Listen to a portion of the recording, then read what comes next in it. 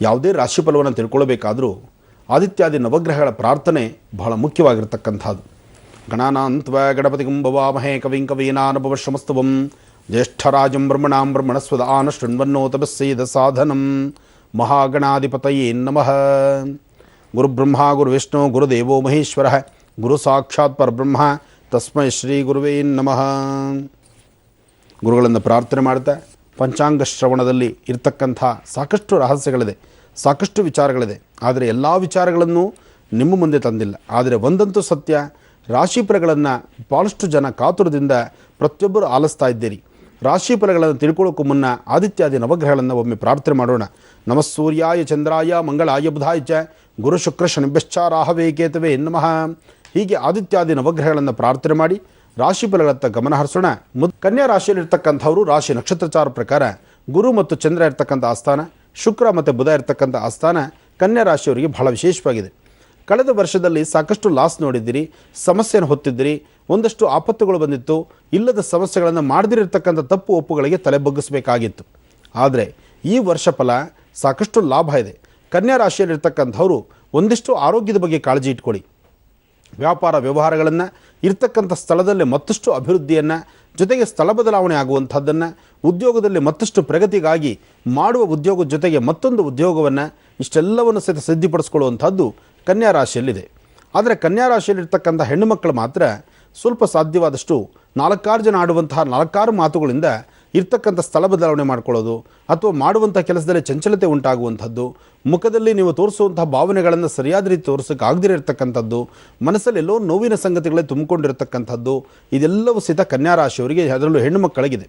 ಅಂಥ ಹೆಣ್ಣುಮಕ್ಕಳು ಸಾಧ್ಯವಾದಷ್ಟು ಲಲಿತಾ ತ್ರಿಪುರ ಸುಂದರಿಯ ಪ್ರಾರ್ಥನೆ, ಅರ್ಚನೆ, ಮಹಾಲಕ್ಷ್ಮಿ ಆರಾಧನೆ ಮತ್ತು ಗೋಮಾತಾ ಅನುಷ್ಠಾನ, ಹೀಗೆ ಒಂದಷ್ಟು ವಿಶೇಷತೆಗಳನ್ನು ದೇವತಾ ಆರಾಧನೆ ಮಾಡೋದ್ರಿಂದ ಬರ್ತಕ್ಕಂಥ ದೋಷಗಳಿಂದ ಮುಕ್ತರಾಗಿ ಶಾಂತಿ ನೆಮ್ಮದಿಯನ್ನು ಸಿದ್ಧಿಪಡಿಸ್ಕೊಳ್ಬಹುದು.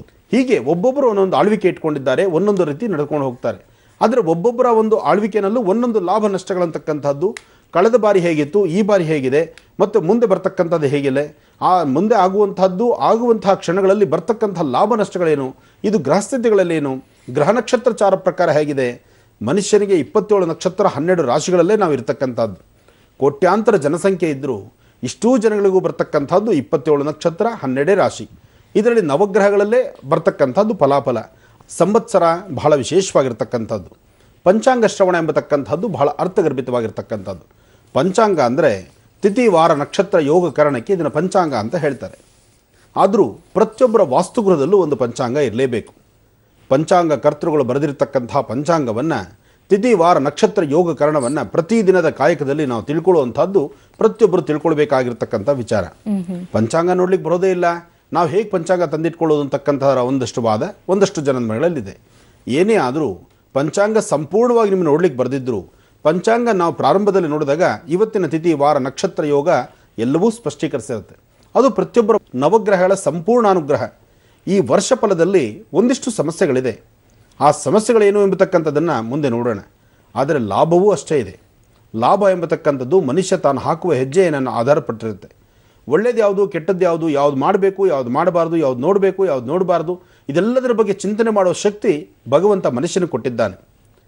ಮನುಷ್ಯನಿಗೆ ಭಗವಂತ ಕೊಟ್ಟಂಥದ್ದಿದೆಯಲ್ಲ, ಈ ಒಂದು ಅತೀತವಾದಂಥ ಜ್ಞಾನ, ಇದರಿಂದ ಸರ್ವರಿಗೂ ಸಕಲರಿಗೂ ಒಳಿತಾಗುವಂಥ ರೀತಿ ನಮ್ಮ ಜೀವನ ನಾವು ನಡೆಸಬೇಕು.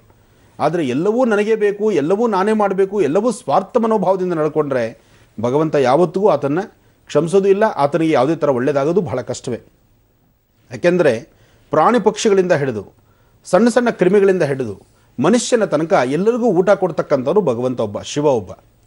ಹಾಗೆ ಶಿವ ಕೊಡ್ತಕ್ಕಂಥ ಊಟ ಎಲ್ಲರಿಗೂ ತನ್ನ ಗೂಡುಗಳಿಟ್ಟಿರಲ್ಲ.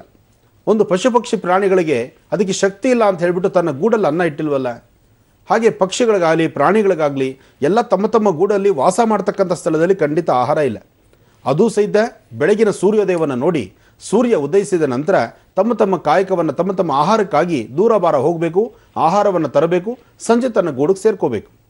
ಇದು ಪ್ರಾಣಿ ಪಕ್ಷಿಗಳಲ್ಲೇ ಹೀಗಿರಬೇಕಾದ್ರೆ ಇನ್ನು ಮನುಷ್ಯ ಅತೀತವಾದಂಥ ಜ್ಞಾನವುಳ್ಳಂಥವನು, ಬುದ್ಧಿ ಇರ್ತಕ್ಕಂಥವನು, 4 ಜನಕ್ಕೆ ಒಳ್ಳೆಯದಾಗಲಿ ಅಂತ ಹರಿಸುವಂಥವನು, ಹಾಗೆ ಇನ್ನೊಬ್ಬರ ಜೀವನದ ಬಗ್ಗೆ ಆಟ ಆಡುವಂತಹ ಗುಣವೂ ಈ ಮನುಷ್ಯನಿಗಿದೆ.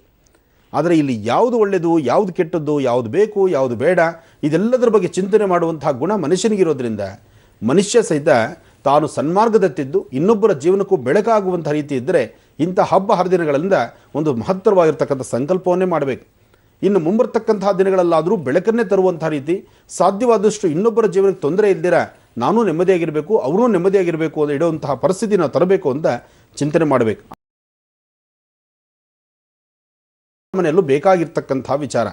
ಇನ್ನು ಹಬ್ಬ ಎಂಬತಕ್ಕಂಥದ್ದು, ಈ ಹಬ್ಬದ ಸಡಗರ ಇದೆಯಲ್ಲ ಬಹಳ ಅರ್ಥಪೂರ್ಣವಾಗಿರ್ತಕ್ಕಂಥದ್ದು. ಅದಕ್ಕೆ ಮನೆ ಮತ್ತು ಪರಿವಾರದಲ್ಲಿ ಹಿರಿಯರ ಸಮ್ಮುಖದಲ್ಲಿರಬೇಕು, ಹಿರಿಯರ ಕೃಪಾಶೀರ್ವಾದ ಬೇಕು.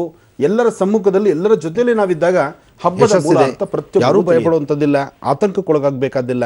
ಒಂದಷ್ಟು ರಾಶಿ ನಕ್ಷತ್ರಗಳಲ್ಲಿ ಅದು ಸಹಜವೇ, ಅದು ಸಹಜ ಪ್ರಕ್ರಿಯೆ. ಯಾಕೆಂದರೆ ಒಂದೊಂದು ರಾಶಿಗಳಲ್ಲಿ ಚಂದ್ರ ಯಾವ ಮನೆಯಲ್ಲಿದ್ದರೆ ಆ ಮನೆಯಿಂದ ಮುಂದಿನ ಮನೆಗಳೇನು ಮಾಡ್ತಾನೆ, ಅದರ ಎದುರು ಮನೆಯಲ್ಲಿ ಏನು ಮಾಡ್ತಾನೆ, ಅದರ ಪಕ್ಕದ ಮನೆಗೆ ಬಂದಾಗ ಏನು ಮಾಡ್ತಾನೆ, ದಿನ 2.5 ಗಂಟೆಗೆ ಬದಲಾಗುವಂಥ ಗ್ರಹಸ್ಥಿತಿಗಳಲ್ಲಿ ಮತ್ತು ನಕ್ಷತ್ರಚಾರ ಪ್ರಕಾರ ಯಾವ್ಯಾವ ಗ್ರಹಗಳು ಯಾವ್ಯಾವ ಮನೆಗಳಲ್ಲಿದ್ದಾಗ ಏನೇನು ಫಲಾಫಲಗಳಿದೆ ಎಂಬತಕ್ಕಂಥದ್ದನ್ನು ಅದನ್ನೇ ರಾಶಿಫಲದಲ್ಲಿ ತಿಳ್ಕೊಳ್ಳುವಂಥದ್ದು. ಅದರಲ್ಲೂ ವರ್ಷಫಲ ಈ ಬಾರಿ ತಿಳ್ಕೊಳ್ಳೋದು ಬಹಳ ವಿಶೇಷವಾಗಿದೆ.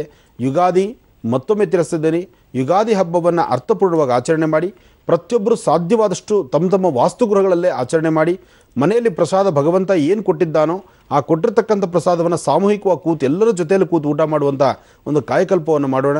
ಹಿರಿಯರನ್ನ ಗೌರವಿಸೋಣ. ಜೊತೆಗೆ ರೈತರನ್ನ ಯೋಧರನ್ನ ಮನಸ್ಸಲ್ಲಿಟ್ಟು ದೇವ್ರ ಮುಂದೆ ನಿಂತು ಪ್ರಾರ್ಥನೆ ಮಾಡಬೇಕಾದ್ರೆ ಆ 2 ಕುಟುಂಬ ಸಹಿತ ನನ್ನ ಕುಟುಂಬನೇ ಅಂಥೇಳಿ ಸಂಕಲ್ಪವನ್ನು ಮಾಡೋಣ. ಸಂವತ್ಸರ ಬಹಳ ವಿಶೇಷವಾಗಿರ್ತಕ್ಕಂಥದ್ದು. ಪಂಚಾಂಗ ಶ್ರವಣ ಎಂಬತಕ್ಕಂಥದ್ದು ಬಹಳ ಅರ್ಥಗರ್ಭಿತವಾಗಿರ್ತಕ್ಕಂಥದ್ದು. ಪಂಚಾಂಗ ಅಂದರೆ ತಿಥಿ ವಾರ ನಕ್ಷತ್ರ ಯೋಗ ಕರಣಕ್ಕೆ ಇದನ್ನು ಪಂಚಾಂಗ ಅಂತ ಹೇಳ್ತಾರೆ. ಆದರೂ ಪ್ರತಿಯೊಬ್ಬರ ವಾಸ್ತುಗೃಹದಲ್ಲೂ ಒಂದು ಪಂಚಾಂಗ ಇರಲೇಬೇಕು. ಪಂಚಾಂಗ ಕರ್ತೃಗಳು ಬರೆದಿರ್ತಕ್ಕಂಥ ಪಂಚಾಂಗವನ್ನು, ತಿಥಿ ವಾರ ನಕ್ಷತ್ರ ಯೋಗ ಕರಣವನ್ನು ಪ್ರತಿದಿನದ ಕಾಯಕದಲ್ಲಿ ನಾವು ತಿಳ್ಕೊಳ್ಳುವಂಥದ್ದು ಪ್ರತಿಯೊಬ್ಬರು ತಿಳ್ಕೊಳ್ಬೇಕಾಗಿರ್ತಕ್ಕಂಥ ವಿಚಾರ. ಪಂಚಾಂಗ ನೋಡ್ಲಿಕ್ಕೆ ಬರೋದೇ ಇಲ್ಲ, ನಾವು ಹೇಗೆ ಪಂಚಾಂಗ ತಂದಿಟ್ಕೊಳ್ಳೋದು ಅಂತಕ್ಕಂಥ ಒಂದಷ್ಟು ವಾದ ಒಂದಷ್ಟು ಜನದ ಮನೆಗಳಲ್ಲಿದೆ. ಏನೇ ಆದರೂ ಪಂಚಾಂಗ ಸಂಪೂರ್ಣವಾಗಿ ನಿಮ್ಮನ್ನು ನೋಡ್ಲಿಕ್ಕೆ ಬರೆದಿದ್ರು, ಪಂಚಾಂಗ ನಾವು ಪ್ರಾರಂಭದಲ್ಲಿ ನೋಡಿದಾಗ ಇವತ್ತಿನ ತಿಥಿ ವಾರ ನಕ್ಷತ್ರ ಯೋಗ ಎಲ್ಲವೂ ಸ್ಪಷ್ಟೀಕರಿಸಿರುತ್ತೆ. ಅದು ಪ್ರತಿಯೊಬ್ಬರ ಮನೆಯಲ್ಲೂ ಬೇಕಾಗಿರ್ತಕ್ಕಂಥ ವಿಚಾರ. ಇನ್ನು ಹಬ್ಬ ಎಂಬತಕ್ಕಂಥದ್ದು, ಈ ಹಬ್ಬದ ಸಡಗರ ಇದೆಯಲ್ಲ ಬಹಳ ಅರ್ಥಪೂರ್ಣವಾಗಿರ್ತಕ್ಕಂಥದ್ದು. ಅದಕ್ಕೆ ಮನೆ ಮತ್ತು ಪರಿವಾರದಲ್ಲಿ ಹಿರಿಯರ ಸಮ್ಮುಖದಲ್ಲಿರಬೇಕು, ಹಿರಿಯರ ಕೃಪಾಶೀರ್ವಾದ ಬೇಕು. ಎಲ್ಲರ ಸಮ್ಮುಖದಲ್ಲಿ ಎಲ್ಲರ ಜೊತೆಯಲ್ಲಿ ನಾವಿದ್ದಾಗ ಹಬ್ಬದ ಮೂಲ ಅರ್ಥ ಪ್ರತಿಯೊಬ್ಬರಿಗೂ ತಿಳಿಯುತ್ತೆ.